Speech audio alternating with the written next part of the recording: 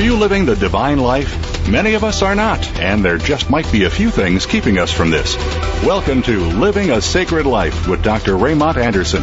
In our program, you'll learn to use the tools that have been given to you to make changes that you need, and by doing so, come one step closer to living that divine life. Now, here is your host, Reverend Dr. Raymond Anderson. Namaste and blessings, beloved family. I greet you with blessings and love. Thank you for tuning in. I'm very excited to be with you today, and I'm excited for several reasons. One, because I get a chance to be here with you and share all of my knowledge and inspiration with you. And secondly, because this weekend I spent 2 days at the I Can Do It conference in New York City, listening to a huge variety of wonderful speakers and teachers and presenters, and everything that I learned from them, I took into myself and now will share with you. So, once again, thank you for tuning in to Living a Sacred Life. Once again, I'm your host, Reverend Dr. Raymond Anderson. So, as we prepare to engage in this conversation of the day, what story are you telling? I'd like for us to take a moment to center ourselves. I'd like for you to take a breath. I'd like for you to take this moment to silence the busyness of the day, the busyness of your mind, and raise the frequency of our consciousness. Raise it to that place where the ego is quiet. That place where you are authentically you. Where all masks and personas fade. All worries dissolve. And only you remain. That place where you and God are one. Let's take a moment to pray. We gather together in one consciousness, where we are unified in the oneness of God. In this place, we know that there is no God that is outside of us or separate from us. We boldly affirm the knowing that Jesus the Christ taught us that the kingdom of heaven is within. So it is from this inner sanctuary where we align with our sacred and holy higher self, our Atman, our Buddha consciousness, our Christ consciousness. And from this place, we are clear of purpose, aligned with direction, inspired with passion, and in love with all. Today, each of us is alive, aware, and awake, ready to fully engage each present moment that we experience, standing in confidence, knowing that we and God are one. And that whatever God is, we are. Therefore, if God is light, we can confidently affirm, I am that. I am. God is peace. I am that. I am. God is beauty. I am that. I am. God is wholeness and health. I am that. I am. God is love. I am that. I am. This is so, and so it is. And together we say, Amen. So today we're going to be talking about storytelling. Now there are two ways in which we're going to discuss this topic.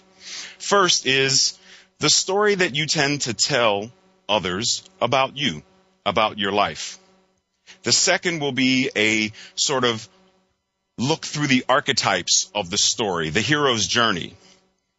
Many books, TV shows, and films show this type of story. So let's begin with your own personal story.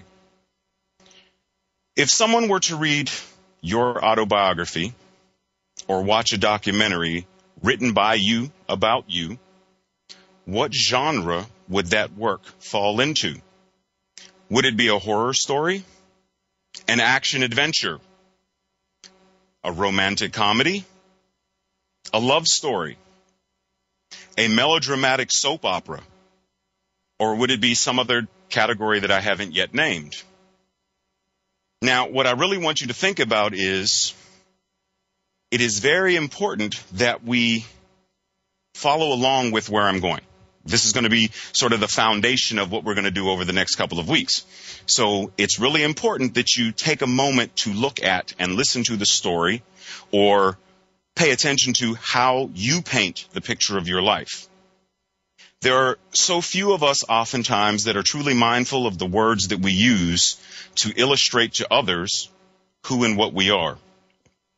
If someone were to ask me to, say, meet them at a bar to chat or discuss business, my story might be, well, I don't like bars because I come from a family of alcoholics, and bars remind me of when my parents would come home drunk and beat me and my sister. Now, if that's the story that I'm telling, what impression do you get from that story? What is it that I'm really telling you? Now, suppose instead I say, well, if we're going to meet to discuss business or to chat, I'd prefer to meet in a more family-friendly environment. So what impression do you get from that story? One story is of abuse, pain, and suffering. And by my retelling it, clearly I'm going to relive it and remain stuck in that energetic vibration of that story. The second story is far more empowered. The way that I phrase what I'm saying, it's healthier. As I said, it's more empowered and it's more life-affirming. So again, think about what story you are telling and what is the energy that is connected to those words that you are presenting. I believe it was Myrtle Fillmore, the founder of the Unity Movement, who said, and forgive me for my paraphrase, never put into words anything that you do not want to see happen in your life. That's really powerful. So let me say that again. Never put into words anything that you do not want to see happen in your life.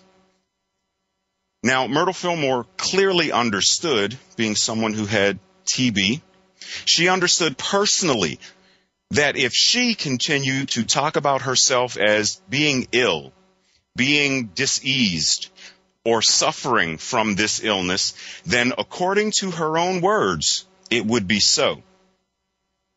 Now, many of us daily are learning more and more and more about the power of our words.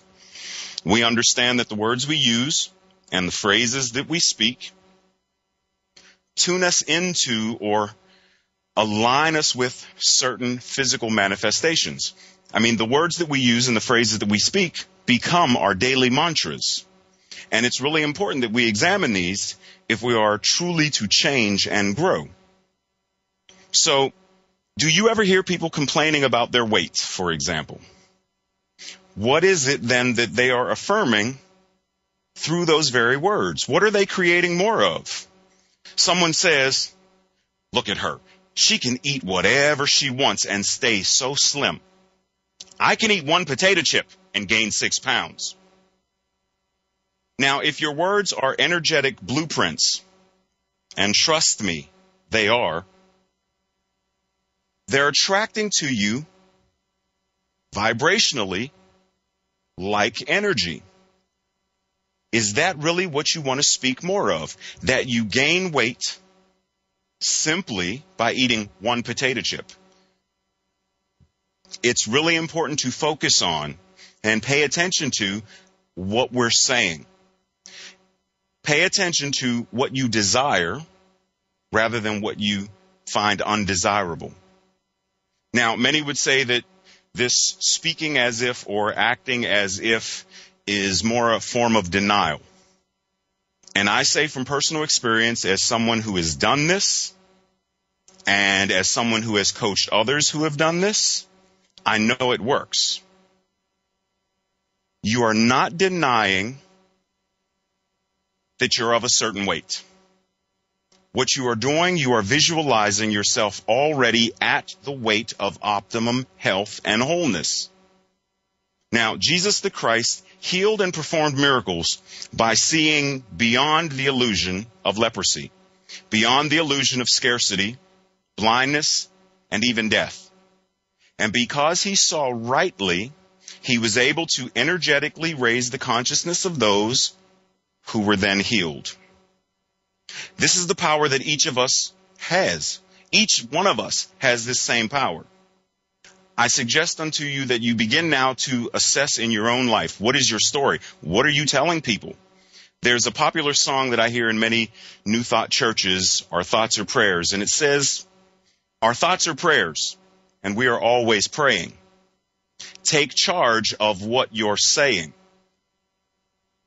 The Bible reminds us that as a man thinketh, so shall he be, and that you have the power of life and death in your own tongue. The manner in which you speak, the manner in which you are thinking, energetically is attracting to you like energy. As above, so below. So, suppose someone is a recovering alcoholic or a cancer survivor or a survivor of abuse or rape. Is there a way to speak of that healing while still being in a higher vibration, a higher consciousness? Instead of speaking about what you are suffering from or what you are suffering with, is there a way to phrase this and speak about it in more empowering ways? Also, I find it interesting that many times people refer to the war on terror, the war on drugs, or the war against illiteracy. Can't we speak more affirmatively about what we're in support of? We're in support of peace. We're in support of health. We're in support of literacy.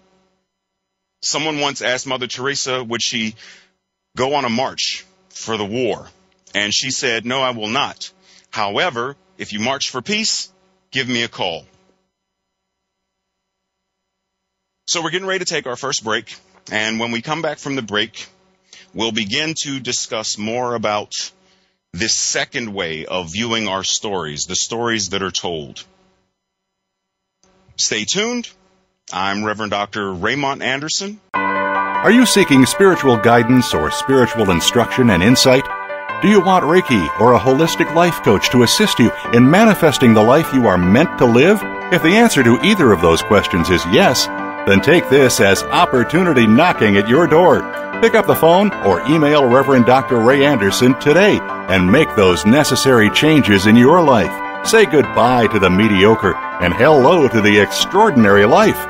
What are you waiting for? Chat with Reverend Dr. Ray today. Call 202-607-1573 or visit www.clspfi.org on the web.